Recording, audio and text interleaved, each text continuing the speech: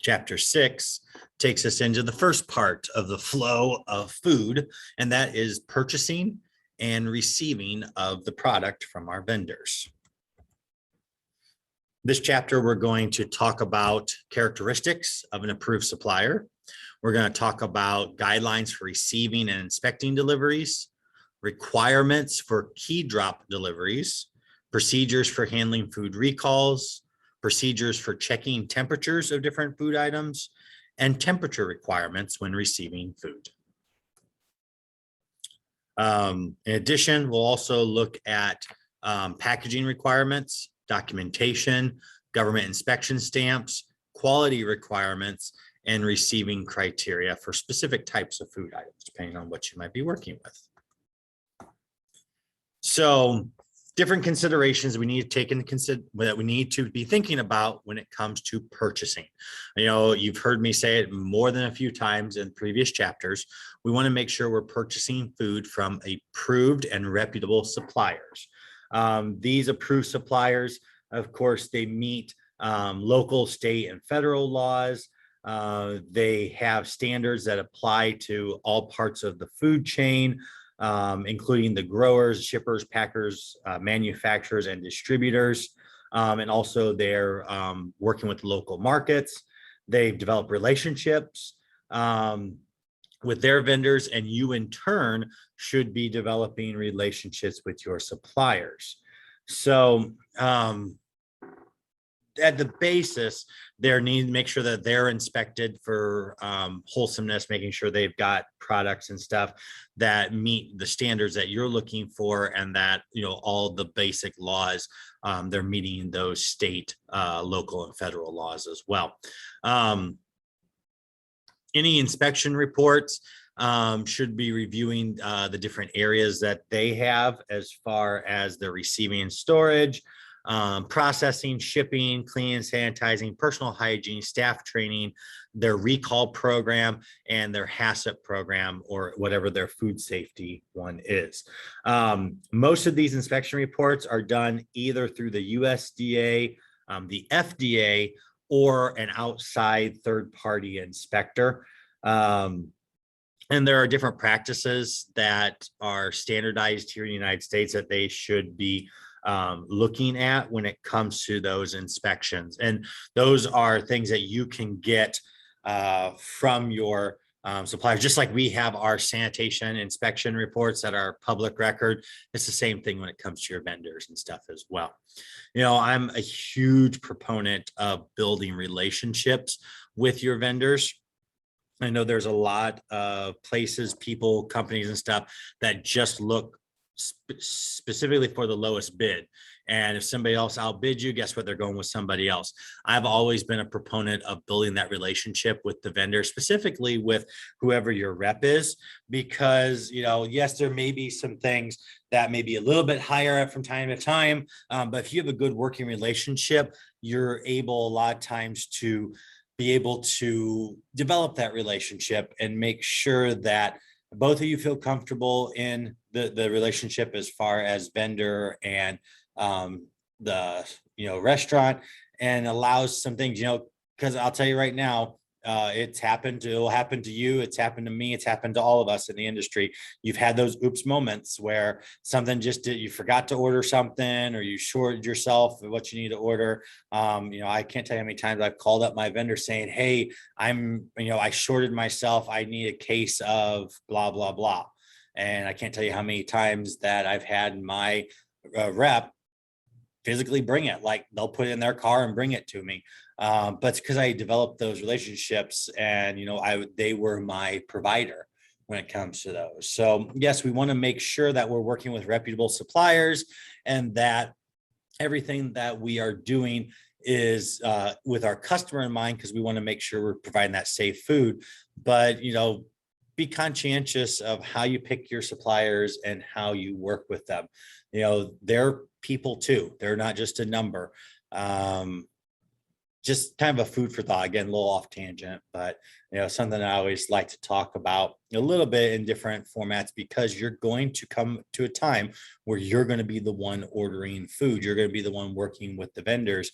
And, I know in this day and age, technology allows us to do everything remotely, but, developing a relationship with your rep especially is one of the best things that you can do when it comes to the purchasing side, because you never know when it's going to be better for you for that when time comes.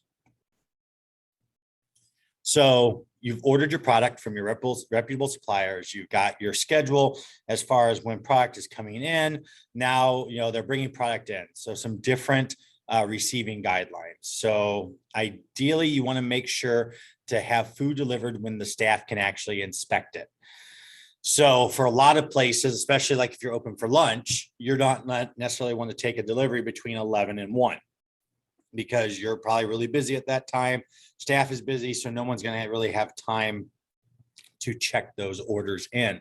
So you need to work with your company as far as the days and the times that they're going to be delivering, so you can make sure it's beneficial for both sides. Make sure you have specific staff responsible for receiving. Depending on the size of the establishment, you might actually have a receiving staff.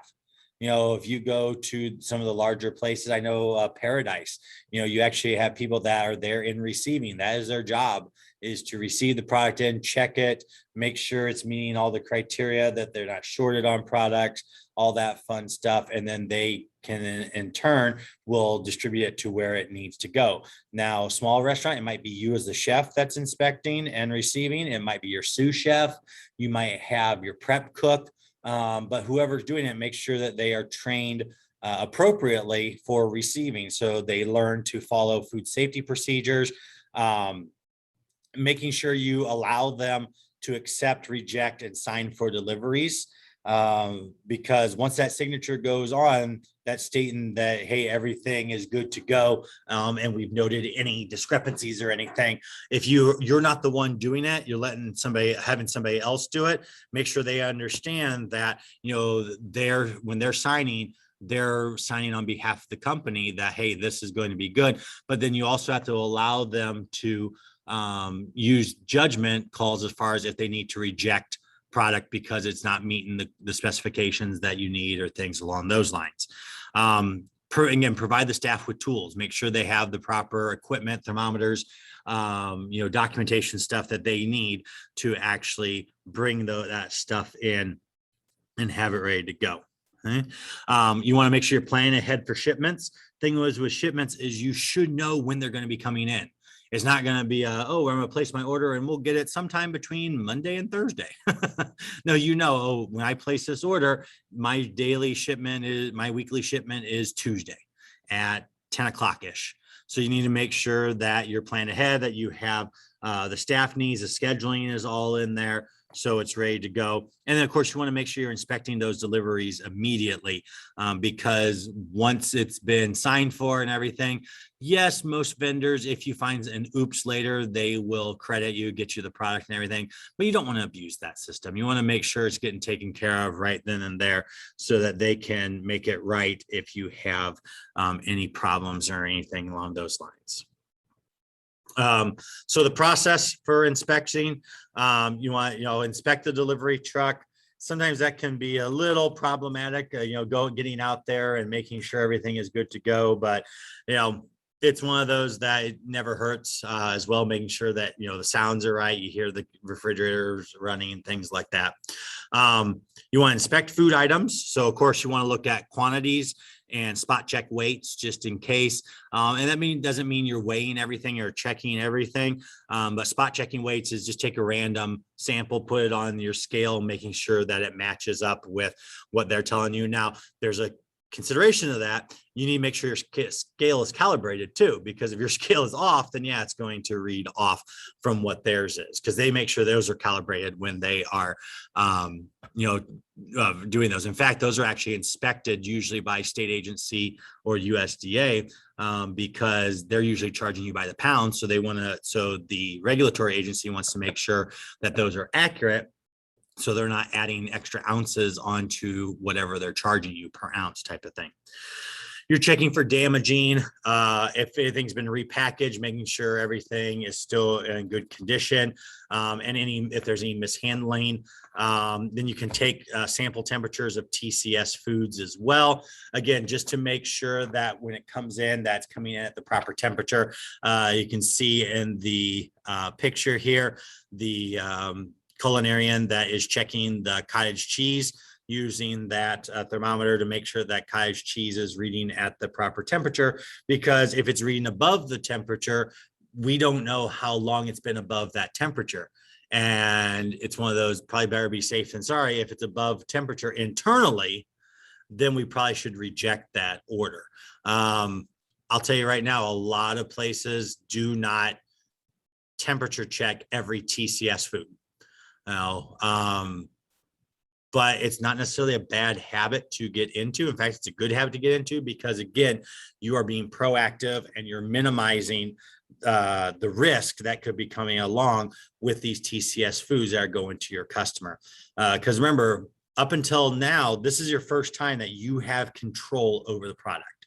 That cottage cheese in that picture, up until that came in your door, you don't know what's happened to it. The only thing you can do is by temperature checking it, you can make sure that at least at this point, it was in the proper temperature when you got it in, and it's not, 50, 60 degrees internally or something crazy like that.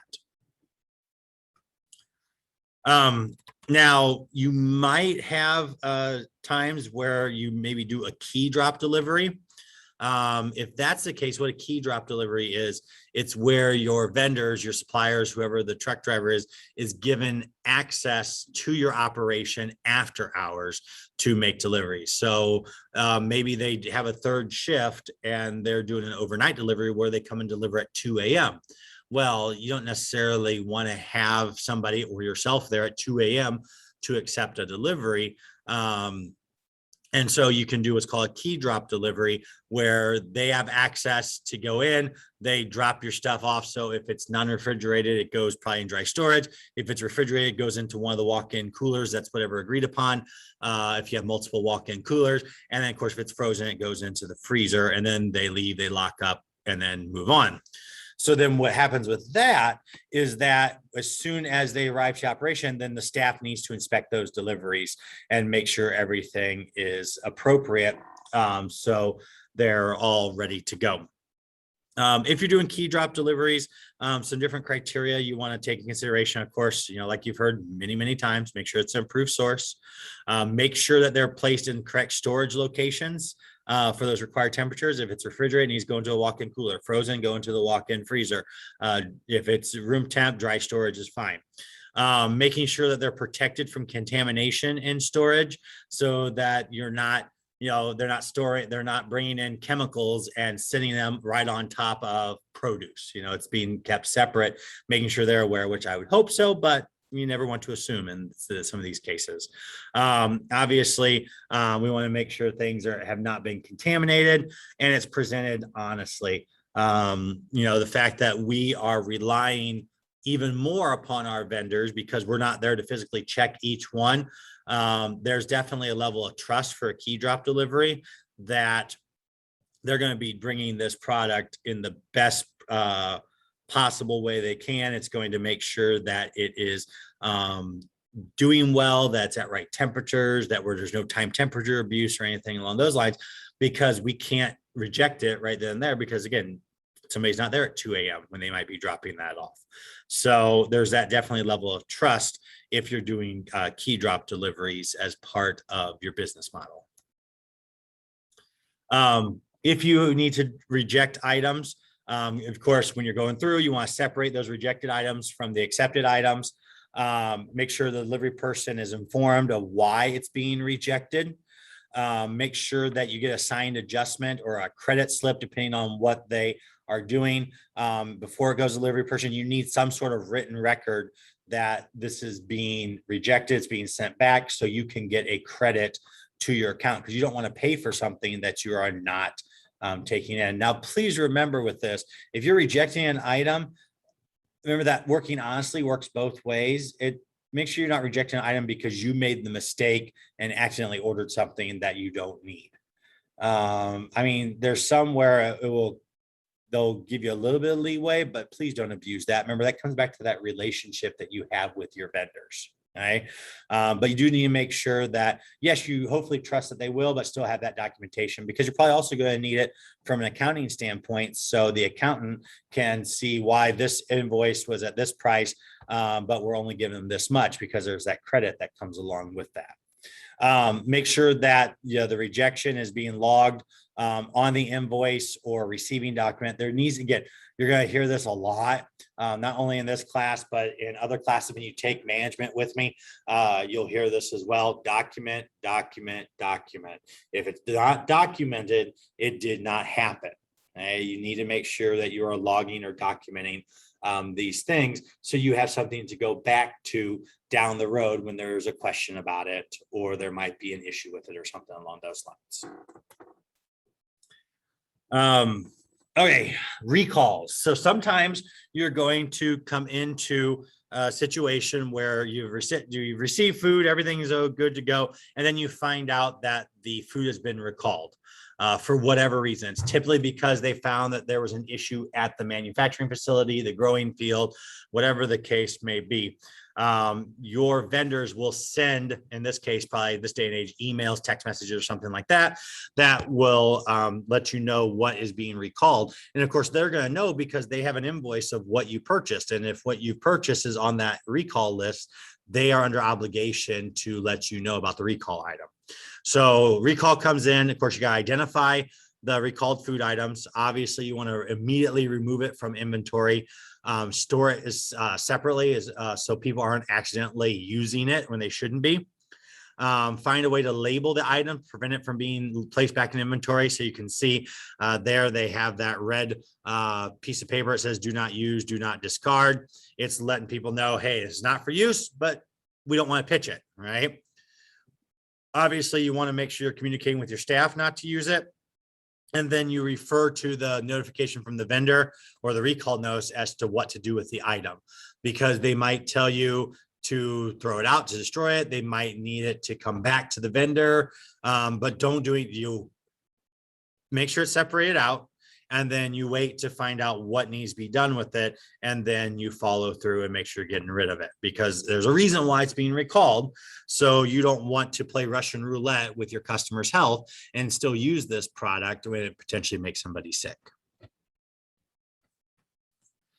So, a big part as far as inspection is checking temperatures.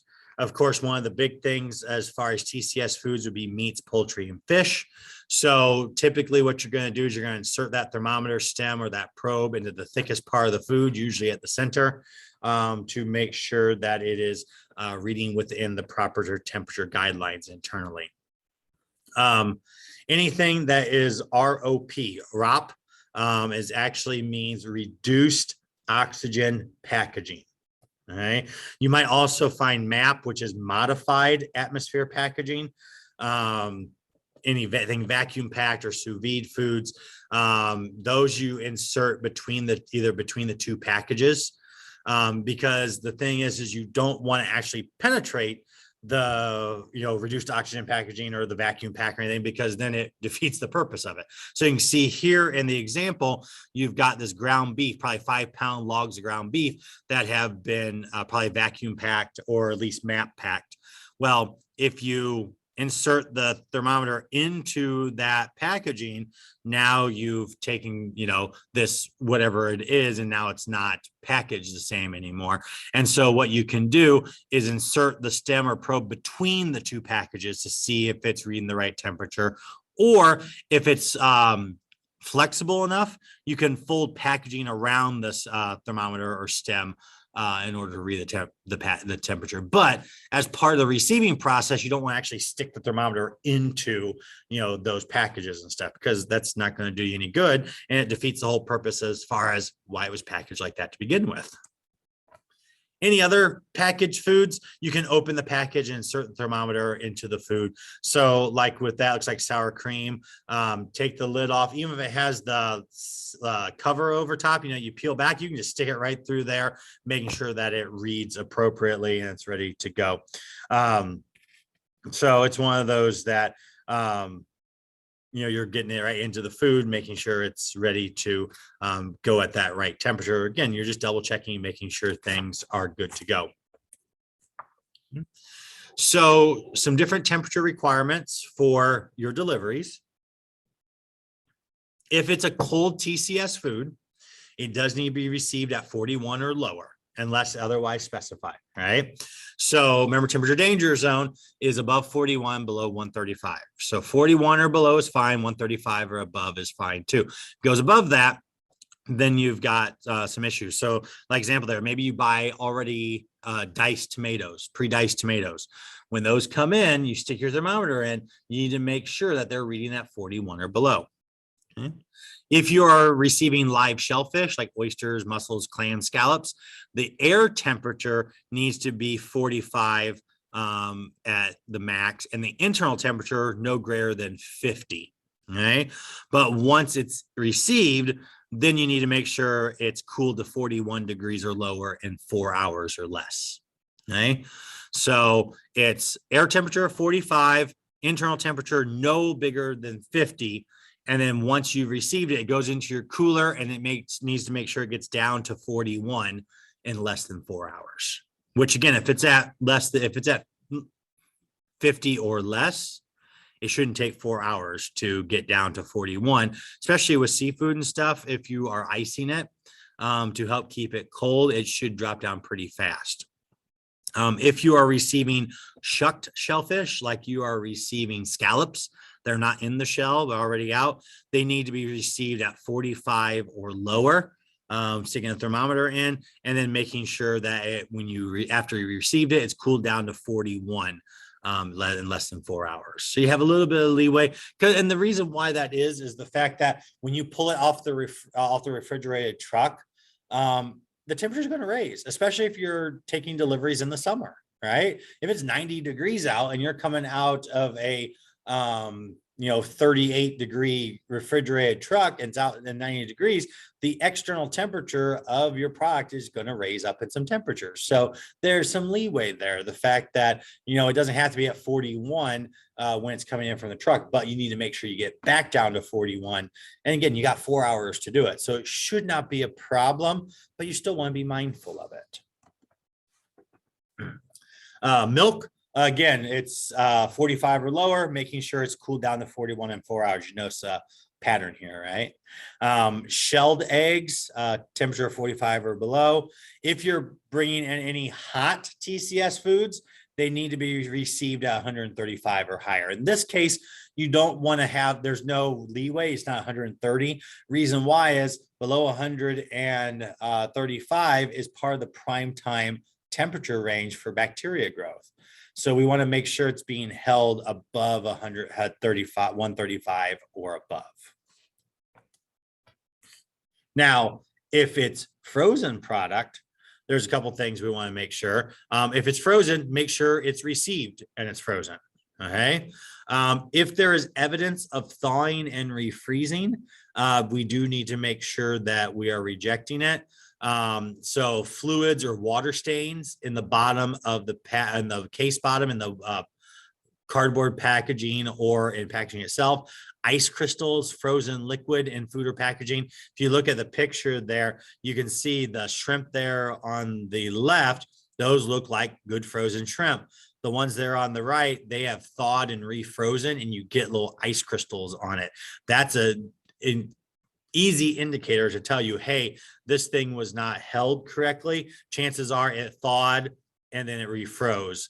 And you don't want to be accepting any of that stuff. So be conscientious of looking at your frozen product to make sure that it's been frozen, from start to finish. It hasn't thawed and refroze during the transportation process. As far as packaging, when you're looking at products, you should reject packages that have tears, holes, or punctures that are in the packaging. With cans, like you see there with that can of, looks like mushrooms maybe or something. If there are severe dents in the seam or the body, if it's missing labels, if it has swollen or bulging ends, there's holes in it, leaks or rust, all of those are indicators of something you've returned. If you notice, I mean, that can has taken some abuse, right?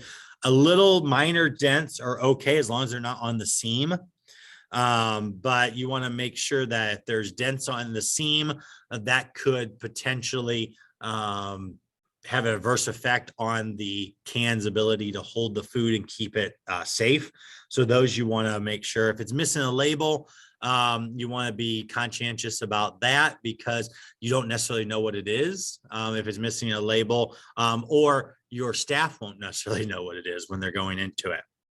Anything that's a reduced oxygen packaging, if it's bloating or leaking. So if there's leaking come about something that shouldn't be leaking, or you see that there's this abnormal bubbles that are in, those are some signs that you want, those are signs to reject it, because those could be some negative things that are going on if it has leaking or if it's bloated.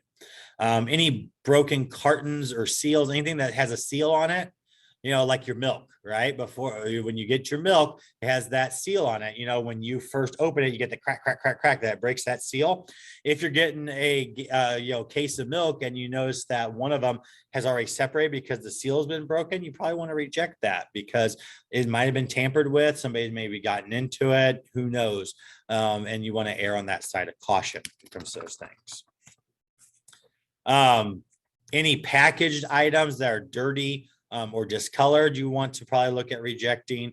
Any leaks, dampness, or water stains, signs of pest or pest damage, any signs of tampering, missing or incorrect labels.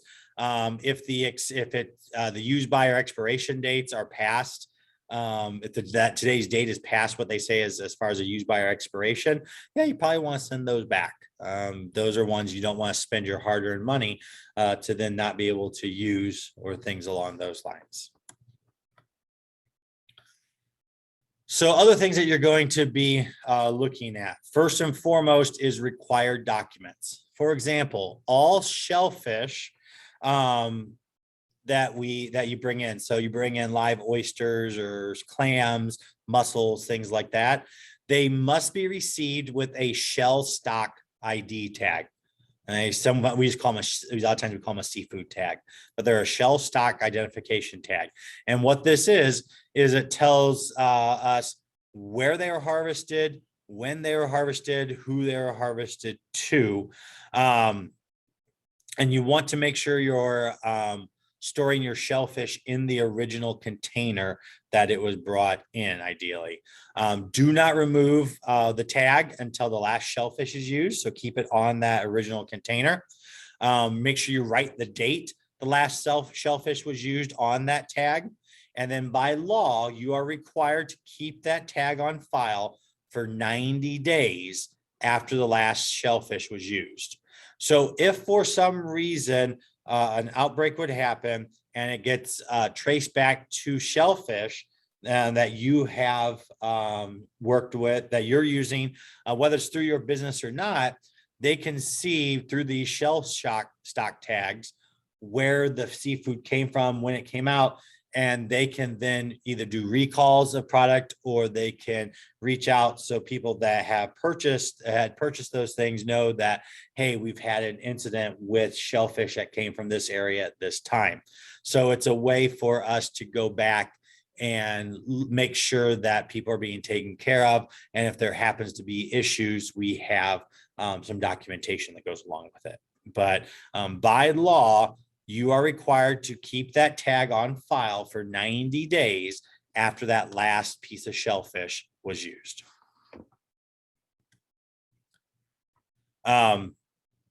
If you're serving fish, it's going to be eaten raw or only partially cooked. You need to have documentation that you get from your vendor that shows that the fish was correctly frozen before being received. All right. So they can show that, hey, this is how it was processed. Here's the times, temperatures, all that fun stuff. And, kind of like the shellfish tag, you need to keep that document for 90 days. Again, if somebody has some raw fish and they get sick, we can go back and they can trace where that came from. If it's farm raised fish, there should be documentation that stating that the fish was raised by USDA standards. Again, it's one of those, when you're purchasing that fish, you got to do it from approved vendors. You can't go to your uncle who's a catfish who fishes for catfish and then sells it to you for you to use in your restaurant. So you can't do that. You have to purchase that catfish from those approved suppliers and that they're raised with it by the FDA standards. And again, it's like anything else, they require a 3-month of that 90-day documentation, again, just in case they need to go back and do a trace to where those fish ended up at. So all those, as you can see, are a 90-day hold on those tags, just in case something happens. As far as meat is concerned, we look for products that have the inspection stamp. So meat and poultry, the carcass itself, if you're getting the whole carcass in, or the packaging, has to have either a USDA stamp or the state's Department of Agriculture stamp. And what that is, it just says that the product that you are purchasing has met standards for processing. Right? It's fit for human consumption. It doesn't have anything as far as how good it is. That's where you get into grading, where it could be. It just says it's fit for us to eat. Egg products, liquid, frozen, and dehydrated, also have to have the USDA mark. Now, the difference between whether it's USDA or state is actually dependent on where the animal was processed and where it's going. So if it's being processed locally and the meat stays within the state, then it can use the state Department of Agriculture stamp.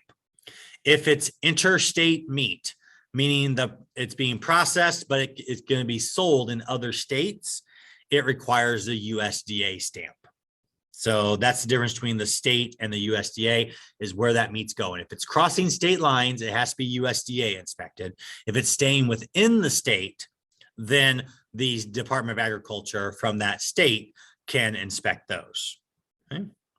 Now, grading is a totally different thing. Inspection is mandatory. Grading is actually voluntary. And what grading does, and you'll learn more about this when you take meats, poultry, and fish, but grading is an indicator of fat content, marbling, meat to fat ratio. There's a few different criteria that fall into that. Note that if they are grading product, it is paid for by the processor and packer. So they actually, now obviously they turn it around and you get charged for it, but as far as price per pound, but they actually have to pay an inspector, whether it's USDA or state, depending on what they're doing with the meat. They have to pay them to do the grading that happens with it. And you'll learn more about that, as I said, meats, poultry, and fish, and what happens if it's not graded. Different price points, the difference between prime, choice, select, which are your top 3 for beef, all that stuff you'll learn more about when you get into meats, poultry, and fish. But note, from a sanitation standpoint, everything that we eat meat-wise has to be inspected for wholesomeness, but the grading is not required. It's just voluntary. So how do we look at food quality? So there's 3 basic ways that you can do a real quick spot check on food quality. First, of course, is appearance. Does it look like it's supposed to? If it's moldy looking, like you see in that picture, does it have a color that's not what it should look like? Those are some reasons to reject that product, because there's a high probability that something's wrong with it. Texture. If meat, poultry, or fish is slimy, sticky, or dry, looks like it's been dehydrated when it's not supposed to. If the flesh is so soft that leaves an imprint when it's touched, those are some things as far as texture is concerned. Odor. If it's an abnormal or unpleasant odor, reject it. Remember, some things have odors you might find unpleasant, but that's what it's supposed to be. Limburger cheese is supposed to smell like Limburger cheese, like dirty socks is what people usually associate with. That's no reason to reject it. At least not from a sanitation standpoint. But, make sure that the smell is what it's supposed to be smelling like, if there's any aroma that's supposed to go along with it. And nothing that's abnormal or unpleasant. If it's one of those two, obviously you want to reject that order because, again, you don't want to bring in bad product to your establishment. So some different types of food that you can look at as far as receiving criteria. Fresh fish, you can see some things you should be looking for: bright red gills, firm flesh, mild ocean or seawater, seaweed smell, bright, clear, full eyes. My running joke is it should look surprised, with the big eyes. Products surrounded by crushed self-draining ice is good criteria. It's been kept cold. If the gills are dull gray or the skin is drying out, that's a reject criteria. Soft flesh, strong fishy or ammonia smell, cloudy, red rimmed, sunken eyes, any tumors, abscesses, or cysts on the skin are some different criteria where you should get rid of it. And you can see with the picture, look at the eyes of the fish as far as the good fish and the bad fish. See the difference in as far as the eyes and the color. If you look at the skin, it's a little hard to tell probably for those that are not used to it, but there's definitely a little bit of difference in the color. If you look around the fish on the left, you see the ice around it. There's no ice around. There's actually liquid and stuff coming around. And it probably smells a little bit. We don't have smell-o-vision for here, and there's no scratch and sniff on the screen. But I would guess that with those other things, there's probably a little bit of a smell there that we probably wouldn't be liking. So you're welcome that we don't have scratch and sniff, because I don't necessarily want to smell that either. Shellfish, again, mild smell, making sure the shells are totally closed, they're not broken, and they have to make sure they're being received alive if they're fresh. If they're slimy or sticky, if they have a strong fishy smell, they're muddy or broken, or the shells are open and they don't close when tapped, like you see up there, those are reasons to reject that order. If they're shipped alive, they need to make sure they're packed in seaweed and kept moist with a mild ocean or seaweed smell. If they're dead on arrival for lobster, especially, or in a strong fishy smell, those need to be sent back. You can see the difference. It looks like it's playing dead there on the right. I'll tell you right now, it's not playing. Okay? The one on the left there, it's definitely still alive, just from the looks of where it's at. Meat, beef should be bright cherry red.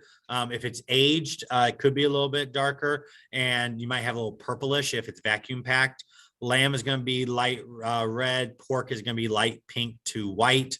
If it's brown or green in beef, you want to get rid of it. Brown, whitish surface for lamb, or excessively dark color, or a smell because the fat has turned rancid. Those are some different criteria as far as rejecting some of your main meats that you might be picking out.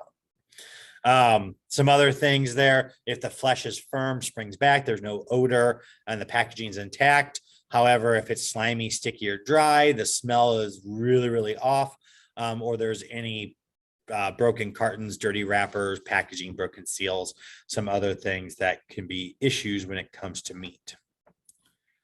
Poultry shouldn't have any discoloration, firm flesh, no odor, surrounded by ice. Ideally, if there's purple or green discoloration around the neck, or dark wing tips are some criteria as far as not as good as it should be. Stickiness, and of course, if it doesn't smell right, those are some other criteria that come along with it. Your eggs shouldn't have any odor. Everything should be clean and unbroken. If it smells like sulfur or an off odor and there's a bunch of dirty or cracked shells, you probably wouldn't want to be paying for those bad boys.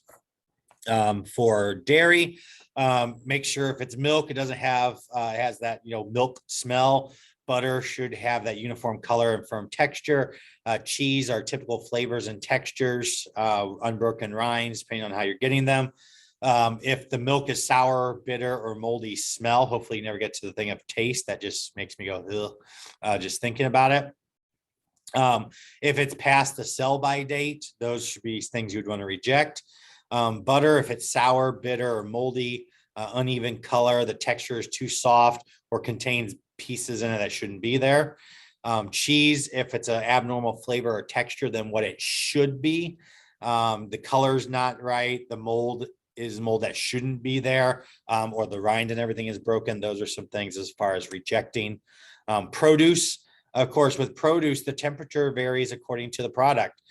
Bringing strawberries in is going to be different than temperature you're going to be bringing in potatoes, right? So the conditions are going to vary according to product, but I mean, across the board, there's some things that you can really, obviously pay attention to. There's evidence of mishandling or insects, mold, cuts, wilting, odors that shouldn't be there, discoloration. Those are some across the board things that you can be looking for as far as inspecting any fresh produce coming in. So, this is the first big step of making sure we're controlling that flow of food and making sure that the product that we're ordering and what we're receiving is at the right temperature, at making sure we're getting the right quantity, quality, everything that we've ordered, and making sure it's coming in correctly. So we are not starting at a negative because it's been time temperature abused or anything along those lines. So chapter 6, how we bring our product in and making sure that everything has been received and we are ready then to get into the storage of it in the next chapter.